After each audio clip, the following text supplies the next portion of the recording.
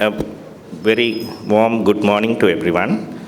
I am very pleased to welcome all of you, including Mr. Rajaratnam, his wife Asha, sister Vadani, and batchmates at University of Sussex, Sivanandan and Dilip, and also Dr. Thavam from USA, Deputy Director Dr. Nandakumar, Director Satyamurthy, senior consultants, colleagues, ladies and gentlemen.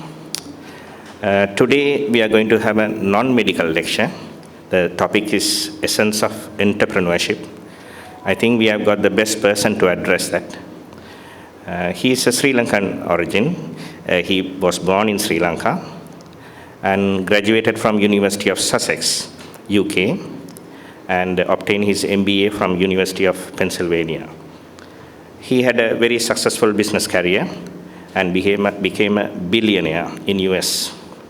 I think a few handful of people have been able to achieve that. So we have the best person to talk to us on essence of entrepreneurship. I am absolutely honored for this chance to introduce him because unlike most of you, I have heard this name from 2005. Let me tell you a small story. In 2005, when myself and Dr. Lakshman were senior registrars at cardiology, there was a desperate need to establish a cardiology unit in Jaffna. At that time, Colombo, Kandy, Galle, Anuradhapura, they all had cardiology units. And the whole of North and East was without a cardiology unit. That was the time when Dr. Manoharan returned from UK after finishing his foreign training, and he was willing to come and work in Jaffna, provided that we give him the facilities. And thankfully, Dr. Srikanthi Handy, the daughter of Dr. Rajanayam Handy, started to raise some funds. And that is the time that they reached out to Mr. Rajaratnam. And it is said that he has said, okay, you raise the funds, whatever you raise, I will match that amount. And that is exactly what he did. And thankfully for him, we were able to establish a cardiology unit in 2005 in Jaffna. And we were able to buy an echo machine, treadmill machine, the ICU bed, the monitors, and the infusion pump, all of that with the fund. And we have grown significantly since then, catering to the whole of the northern province and part of the eastern province now. He has done a lot of charity work. This is just one of that. He has funded demining projects in the Vani region and has also built nearly 400 houses for the tsunami victims of 2004. The list goes on, and I don't have time for that because we are already late. He has also had a brush with justice of the US system. Some of you may have come to know of him because of that. As we all know, there are two sides for each story, and I think his side of the story is written in this book, Uneven Justice. I have just ordered my copy from Amazon. I think it will take some time for me to receive it, but I will definitely read it. So that's the brief introduction. Over to you, sir. Thank you, Dr. Gurupadan. First, let me apologize for not speaking in Tamil, but I will promise you that if I am invited again, the next time my speech or my talk will be in Tamil. I left Sri Lanka at the age of 11. I can speak Tamil, but I can't speak Chutta Tamil, I can speak colloquial Tamil. I'm singularly honored to talk to you guys because what you have experienced over the last 40 years is nothing compared to what I went through in my life. And so I'm honored and privileged to talk to you. Let me start by saying, giving you a piece of free advice, live life without fear. If you live life fearlessly, your life's experiences will be limitless. And I'll talk a little bit about that as we go on. The main topic of today's chat is entrepreneurship. And, doctors can be entrepreneurs. You can invest in restaurants, in farms, in medical clinics, and so on. So I hope it's somewhat relevant.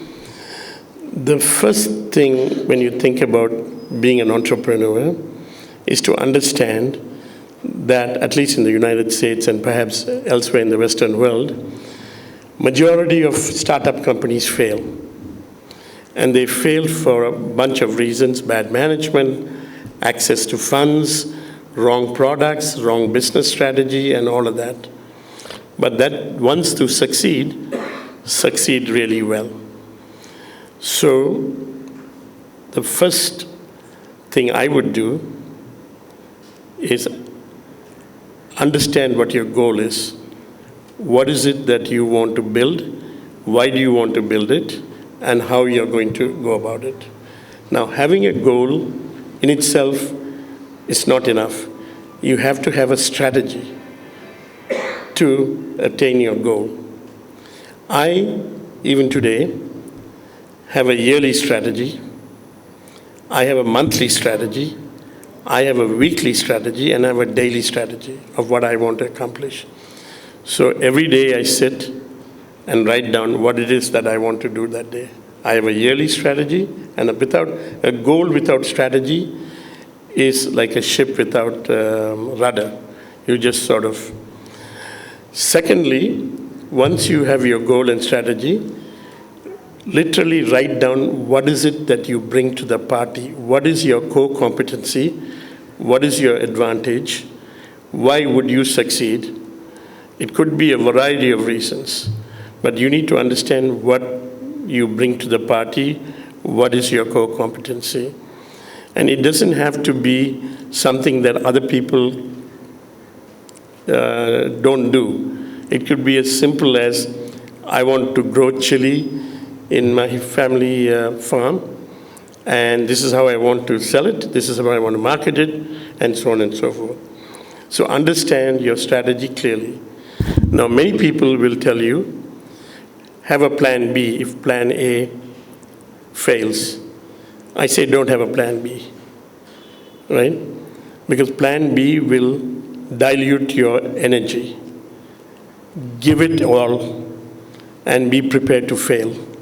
And if you fail 5 times, get up 6 times, right? Failure is not a terrible thing. You learn more from your failure than you do from your success, right?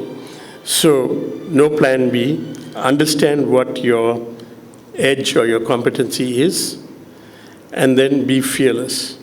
Think big. And if you fail big, there's always a safety net. Remember, we have tremendous advantages as Tamils. We have a strong family network. We have a safety net. And this is an amazing time. I've never been more optimistic about the North, because the central government is weak right now. They need external funds. The funders are understanding what's going on. And the latest IMF proposals have, one of the lines is the the disbursement of funds and the treatment of minorities. This is good for Sri Lanka in the long term.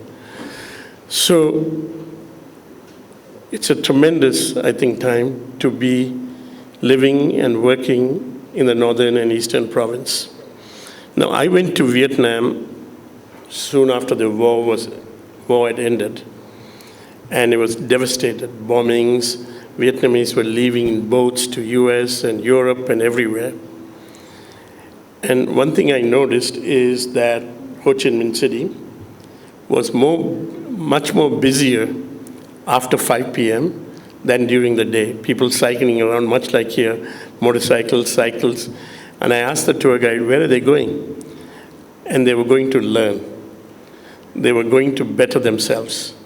And today, Vietnam is the fastest growing economy in Asia, growing at 8%, right? Better than China, better than Singapore, better than Malaysia.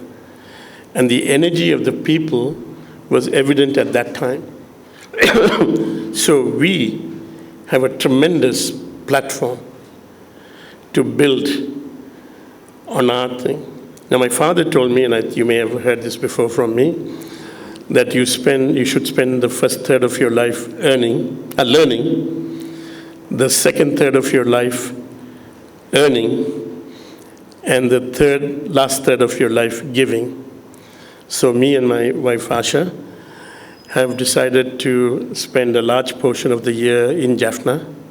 We built a house here, and with my sister Vadani, who's been in the NGO world, we've established a foundation which we have, but we'll step it up to give to people of our community and our land to help in education, employment, healthcare, women's wellness and post-traumatic stress syndrome. And I don't think you can do this remotely. So you have to be here, set up an organization, and do it rightly. So that's what we are planning to do. Back to being an entrepreneur, it's not easy because it's easier to get a well-paying job, monthly salary, not worry about employees and their benefits and all of that. It's not easy because as an entrepreneur, you are responsible. If you have 25 employees, you're responsible for their families and making sure that you meet your payrolls. Now, in my life, I've been fortunate to do fairly well in life. And I've also experienced living in a room with 3 pairs of clothes in prison in Boston. And if a man's life is measured by his varied experiences, I will hold myself against anybody. One time I was flying in private jets, and at that time I was by myself in a room. I could have avoided this if I cooperated with the US government and pointed fingers at other people. But then I couldn't have lived with myself. I had so many offers to cooperate and falsely point my finger, because the unique thing of the US justice system is they charge you, they want high-profile guys, and you can negotiate and point fingers at somebody else and they'll let you go. I had that offer. But I didn't do that. I spoke to my wife, and she said, thankfully, that even if we have to go live in a 1-bedroom apartment, she's prepared to do that with my 3 children. I spoke to my father, and my father said, if you didn't do anything wrong, fight this. Do not cooperate and do not be like Judas, or do not point fingers. And I have no regret, not one bit of regret. They fined me, I didn't make any money.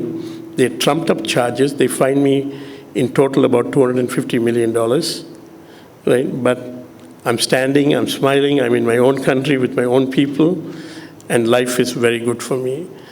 So I'm going to stop here because I'm sure you might have any questions. No question is out of bounds. I will answer every question. And with that, open it up for questions.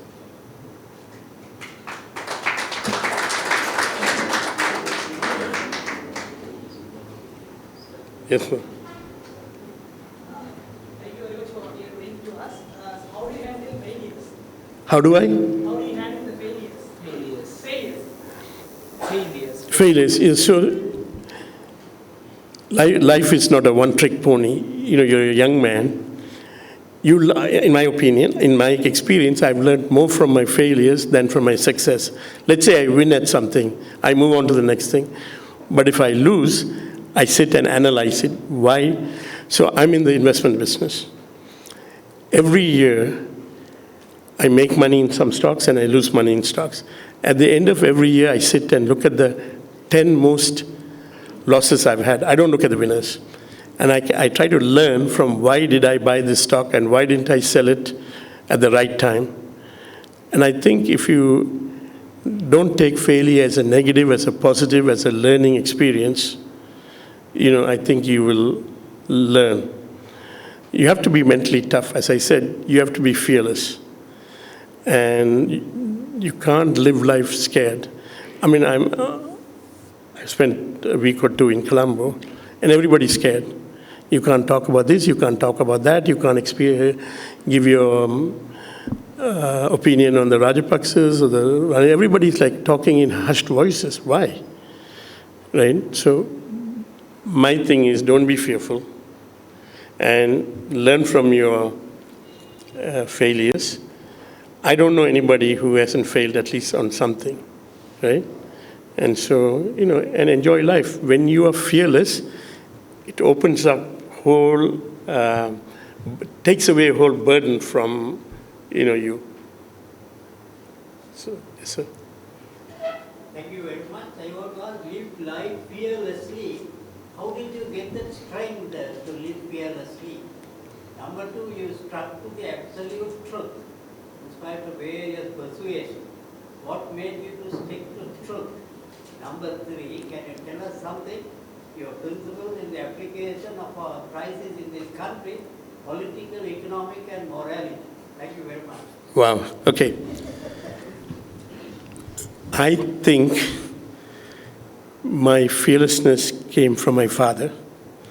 He was born in Vadamarachi, in a small town near Point Pittru called Alvai. And he was son of a Tamil teacher, headmaster.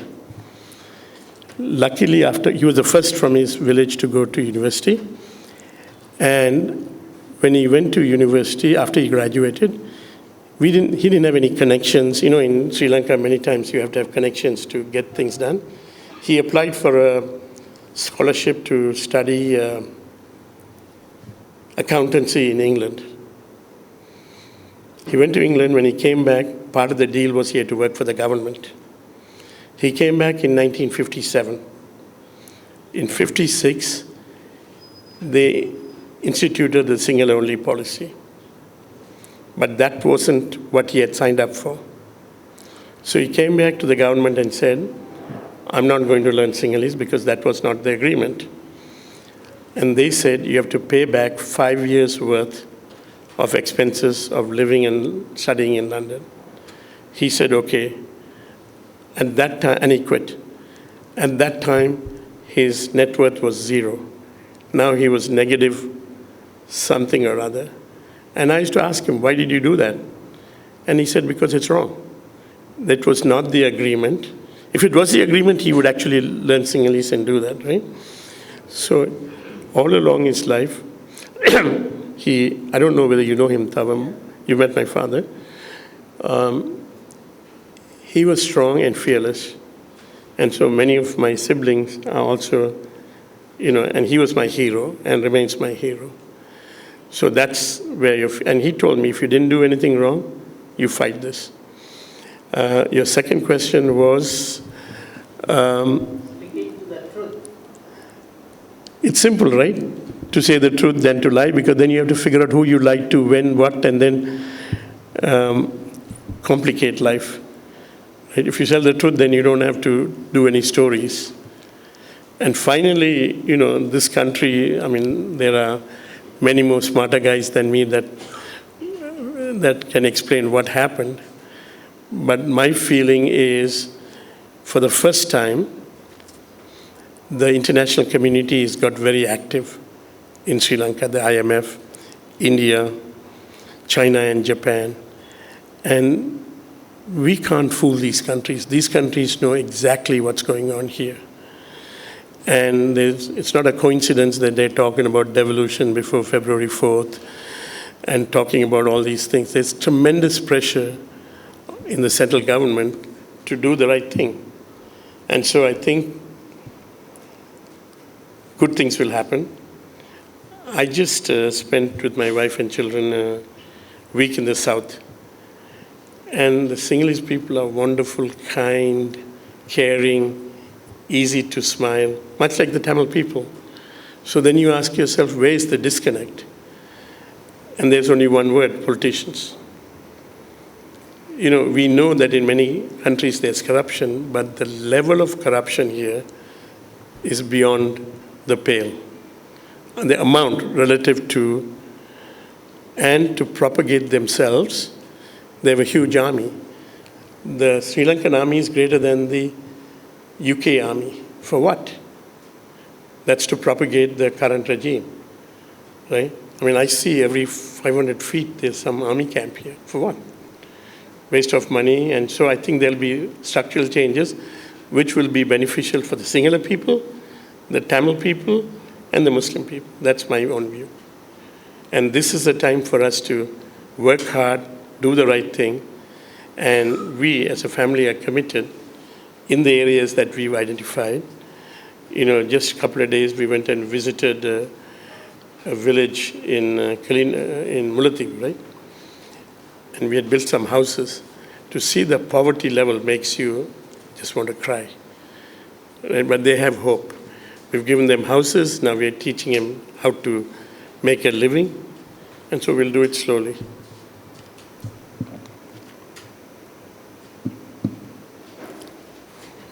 Water, please. Morality crisis, can you say that again, please? I'm sorry? Morality crisis. Yeah. Moral crisis. Royalty crisis?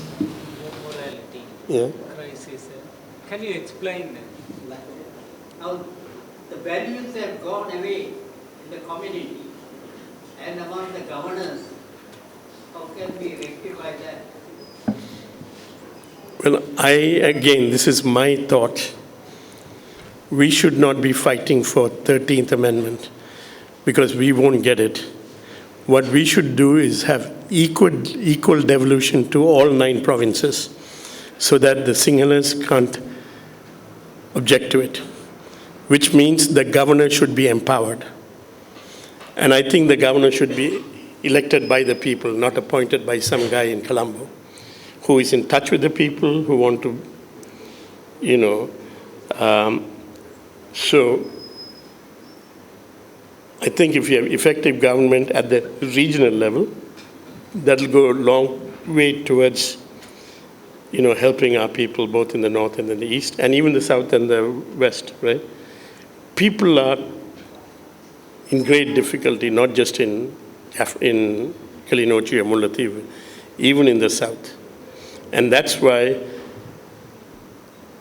my opinion, the elections 2 years from now, it's important for the people to speak and not elect part-time politicians in Jaffna that live in Colombo and come here for photo opportunities. Politicians should be among the people, working hard and demonstrate results, not just give food packets on New Year's Day or something like that. But it is up to us. I bring back the Vietnam thing because it's so impressive what they've done. But Vietnam is a singular, there's one president. They don't have, here even among the Tamil politicians, we can't see eye to eye, right? So the onus is on you to elect people.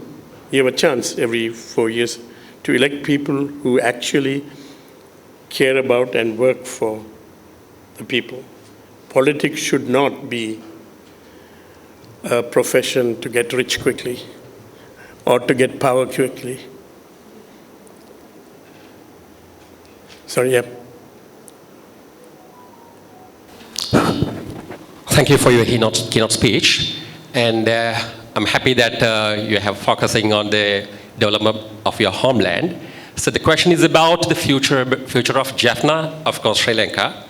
So as you said, since we have connections and diaspora investments, we can grow faster than other regions, right? Yep. But what I feel is the investment are diversified and that is not harnessed. It has to channel through an organization, and it has to be a sustainable one. I feel the funds are being wasted privately as even the government projects, which is funded by the foreigners. So would you take up this as a lead in this initiative? That's my question. Thank you. So, as a person of the diaspora, I don't know how to go about creating employment. There's no framework. So I'll have to go and meet people, which I've done, and do it. If we had a sovereign fund or a northern fund, like they have in Singapore or Kuwait or Saudi Arabia, administered by people who are committed and not trying to get rich quickly, then the diaspora will give money, because sitting in Canada, UK, US, you don't have the feet on the ground here to understand who is who. For everyone that I have met, and I mean everyone, there's one guy bad-mouthing him and there's one guy saying good things. So we who come here for a week or two and run back, we are confused, right? So it has to again come from the people. There are respected people here, professors, doctors, who can form.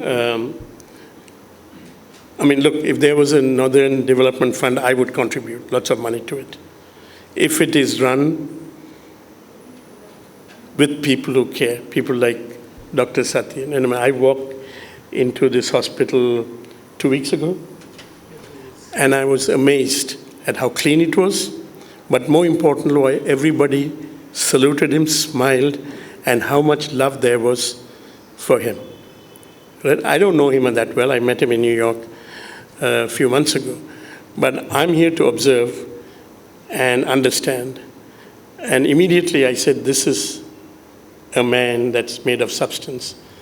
And you might or might not know his background, but he's a man of substance, right? So if people like him play a leadership role, we can play an advisory role. I've spent my whole life analyzing companies in a variety of sectors, investing in them, and all of that. But we need to think big, and we need to do things that make an impact. For example, the first step would be self-sufficiency in food, right? So agriculture, fisheries. But we can't do it piecemeal. You know, my father gave me 5 acres, let me go and do it. Because when you do it piecemeal, the buyer exploits it. This country is a country of middlemen. The guy who makes the money is not the one who actually harvests the rice, but it's the guy who can transport it to to Colombo, and process it and sell it. There are 3 rice merchants like that, many of them politically connected. We need to break that. And that has to come from the farmers who say, we don't want to sell it to you for 130 rupees. We have an alternative to sell to a cooperative for 180 rupees, and then we will find the customers. So it's a big job, but it's not an impossible job. You're right that the Sri Lankan Tamil community has a big asset, which is the diaspora. But they don't understand what's going on in the ground here. You do. Right? So they come here, they give $10,000 to something and move on. But we need to harness it. And to harness it, you need to have credible people from here. Now, you can have an advisory board with 3 or 5 other people. And that was one of the reasons why I and my wife and my sister decided to build a place in Jaffna, because then we'll have a place. We'll learn about the nuances, and then hopefully invest with the right organizations and the right... I am not a big fan of handouts, because that creates dependency. But handouts together with a path to self-sustainability absolutely is important. We just visited, or my sister visited, an organization started by an Australian Tamil girl, never lived in Sri Lanka, was here during the tsunami. She's a lawyer. She started an organization called palmera.org, and they give aid for them to sustain themselves, by either growing chili or whatever they do, it's all mainly targeted at women. Now in this village, after 5 years, they make them self-sufficient and they move on to this. And Vadani was telling me yesterday a story when she visited, that one of these women was about to be raped by one guy. She made one call. Within 10 minutes, there were 50 women there at her house to chase away the man, right? That is the power of communal thinking and communal living. And we are going to support her because that's, when I meet Satya and I say I'm going to support him, she meets this girl, Aparna. We're trying to, but if we were able to invest at a high level, a fairly large sum of money, and have you guys administer it and we advise, but it has to come from the people of the North and the East, is my opinion. Some of these diaspora guys, present company not included, think that because they live in the US or Canada, they have a monopoly on brains. The humility is not there. And we need to understand that we don't have the answers. The answers are here. It is from you guys, and you're smart guys, and we can bring some type of capital to facilitate any type of progress. The difficulty for us is not to be deceived. And that's going to happen, and if you get deceived 20% of the time, that's fine. Because many people say, oh, how do I know that the money is going to the right guy? But that's an excuse not to give. Give it. If you get 80% right, that's okay. So I hope that answers your question. My recurring theme is you guys have a tremendous opportunity right now. The diaspora will not support for more than 15 years because people like me, my children think Sri Lanka is a great country to come and visit and do surfing. They don't have the emotional connection. They might develop it. I hope they do.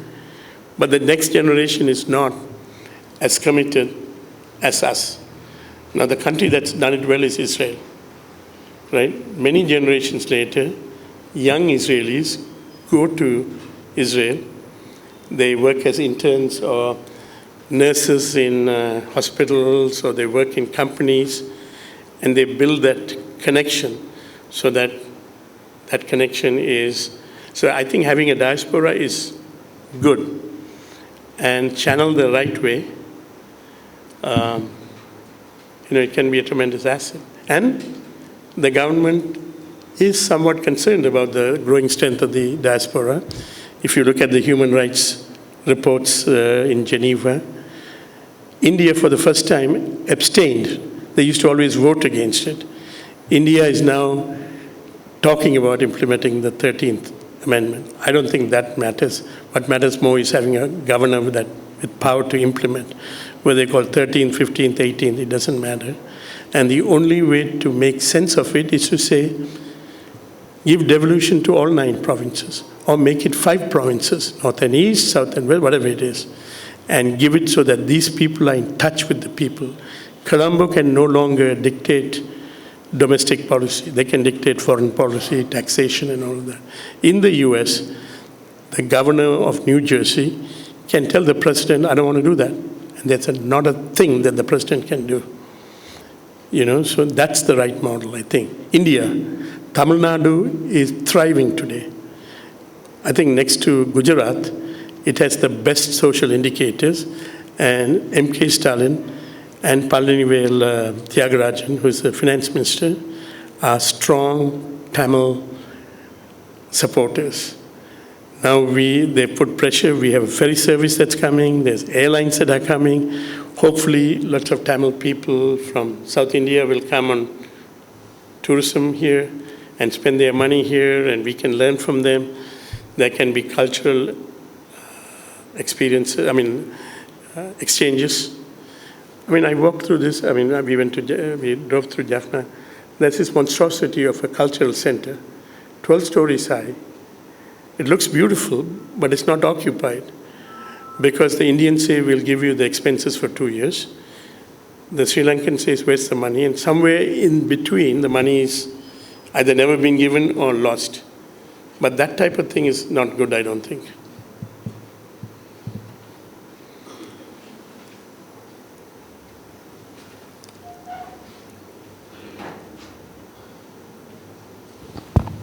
few disclosures. I'm financially poor. You're financially what? Poor and economically stupid. Those Economically what, savvy? Stupid. Stupid, okay. Stupid. That Those are makes the- two of us. Yeah, okay, man. So that's what I come into. So it's like my father would have like realized it is, you're not going to do good economically. Do that, do that. Okay, or read about how to influence people. Poor dad, good dad, do that, do this.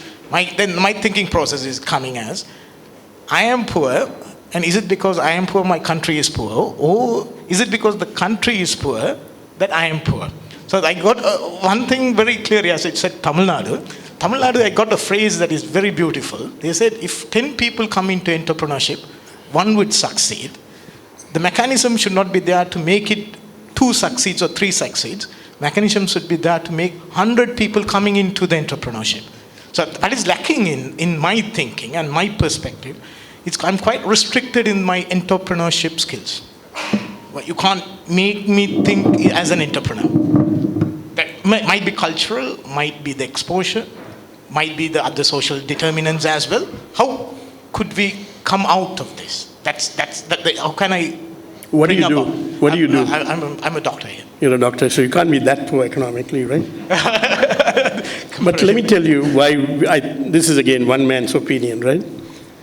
I think Tamil people historically were risk averse, right? We had small shops and we'd like to work for the government, we could get a pension, steady state, or we work for the post, whatever, the government. I think the reason we were risk averse was historically we had the burden of saving for dowry.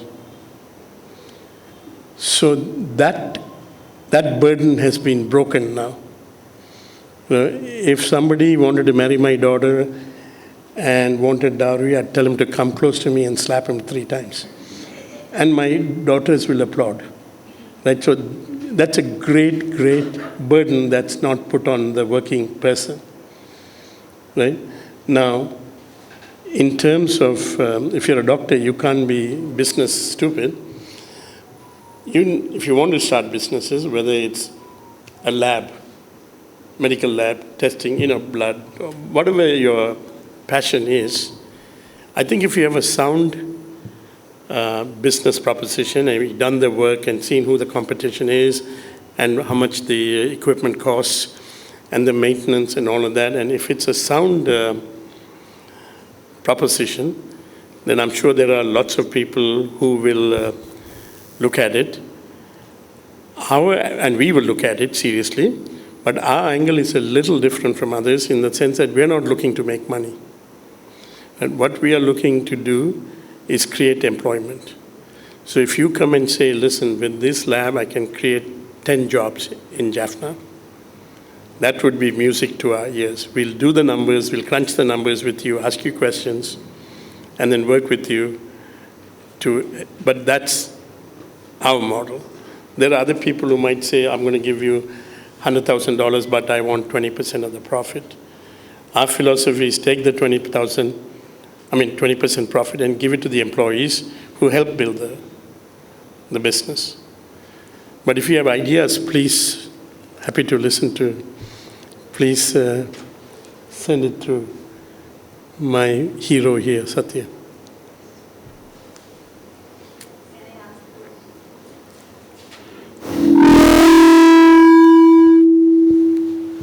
Actually, I'm scared to ask this question about the fearlessness. As you said that to live the life, you have to be fearless. But you had been in a different country where you can be fearless. But we have seen and witnessed the people who had been fearless become breathless on the next minute or next second. So, do you have a strategy to be fearless in this country? Not you, maybe a normal citizen. Yeah, I think make the politicians irrelevant. Don't think about them. From the president onwards, they want to meet me, and I'm not going to meet them. And if they don't like me, that's too bad. I don't like him too, right? But fearlessness doesn't mean just speaking out against the government. Fearlessness means if you want to create a company, don't be scared. Right? Fearlessness means if you're doing the right thing, don't be scared. Because I promise you, your life's experiences will be enhanced much more if you are fearless. Fearless doesn't mean just, going and shouting at the Aragalaya, right? Fearlessness means in all aspects of life. Don't be fearful of your husband. Don't be fearful of your children. Live life that enriches you, that completes your circle of life. That's what I meant. Am I answering your question? I know you're in a country where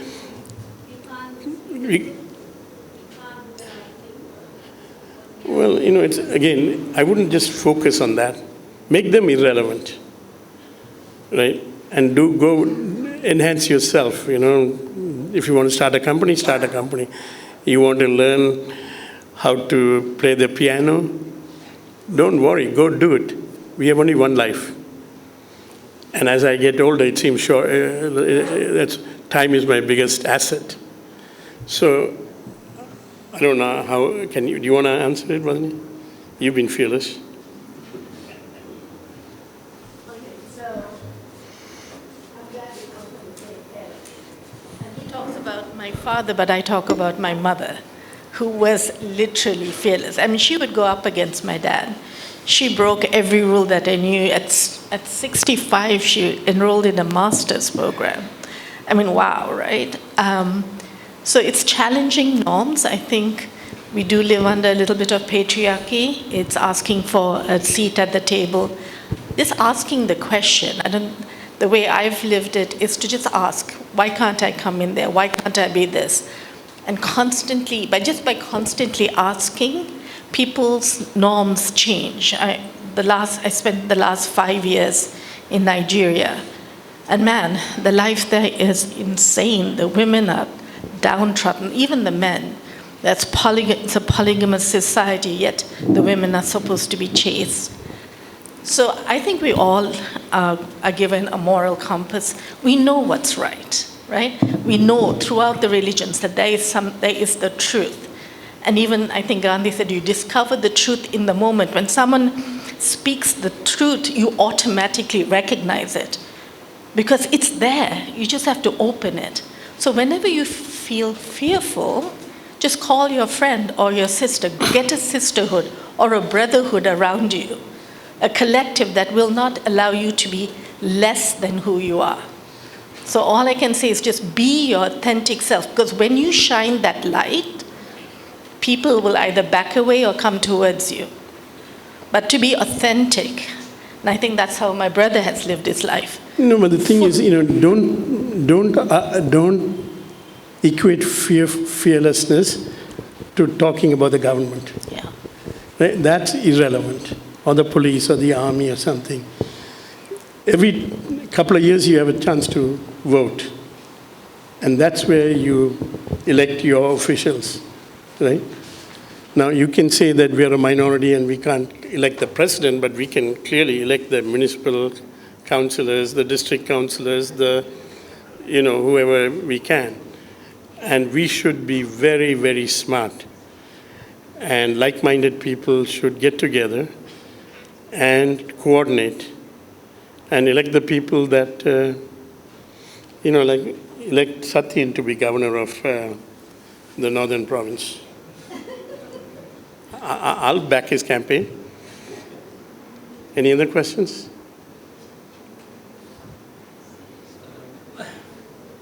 Fear is coming. Fear is coming for questions? So, Yes, sir.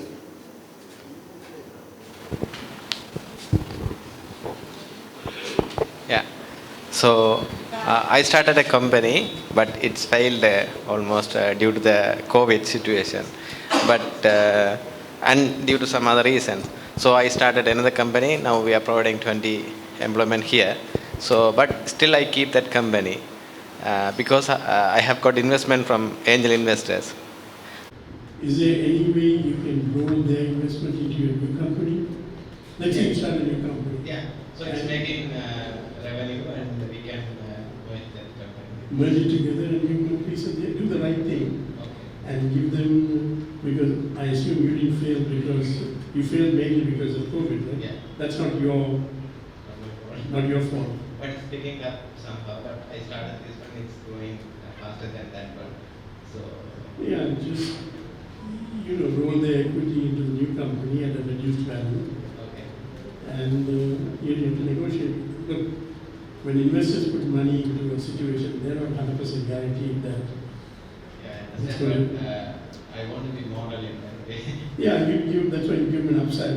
If you do very well, you pay their money back. Okay. Thank you. But don't be burdened by their investment. Yeah.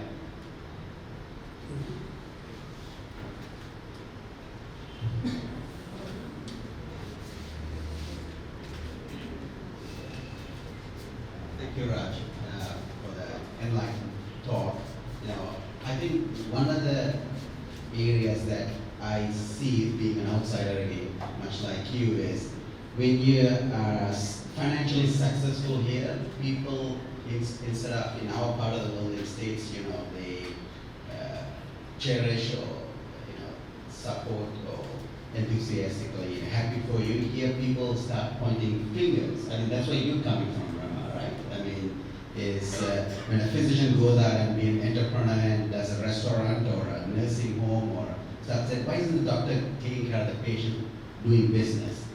I think that's a cultural issue that our people have to come out of it. They should be happy for that individual that he or she can, do the daytime job and also do a evening, nighttime stuff separately. I think that's, may take time, for the community to see, U.S. was built on capitalism and we, cherish and happy for each other to be financially successful. I know what I hear, it would take time, I think, for the people. That's my comment. My question is, you said your foundation is happy to work with individuals or group of individuals here and on the areas that you highlighted. And that, of course, the topics that also touches your heart. What do you look for in individuals or the grassroots organizations that would be able to be successful in getting the support or attention of your organization? Yeah. So, first part of your question, I think it's understandable. For 30 years, the northern province pie has shrunk. As opposed to US where the pie is growing and everybody can share in the prosperity. Here the pie is shrunk, and so when you're shrinking pie, people are trying to survive, so they might say something. But if you want to start discuss as a doctor, be fearless and start, because you're going to help people. Right? If it's a restaurant, that's great, it's going to do that. In terms of our foundation, our core is sustainability. Right? So even if we, for now, give rice packets, we support an organization in the central province called Urupani. We give 2,000 dry rations a day to the estate workers. That's not a sustainable solution, but they are going through tremendous hardship.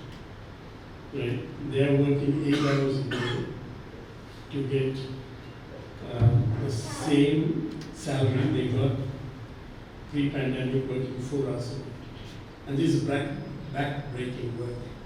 So in that instance, it's not a sustainable thing, it's actually a handout.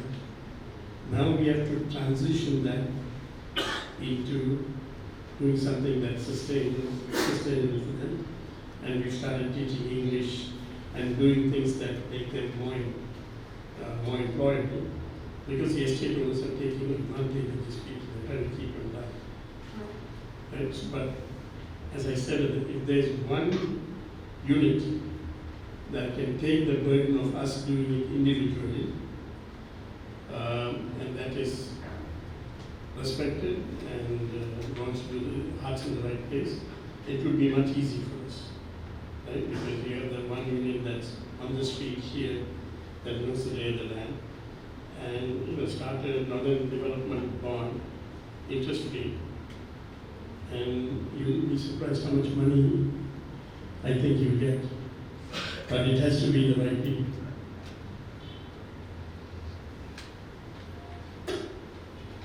All right, thank you so much. Take it. For your enlightened speech, and especially the way you reacting to the environment here and there is absolutely amazing.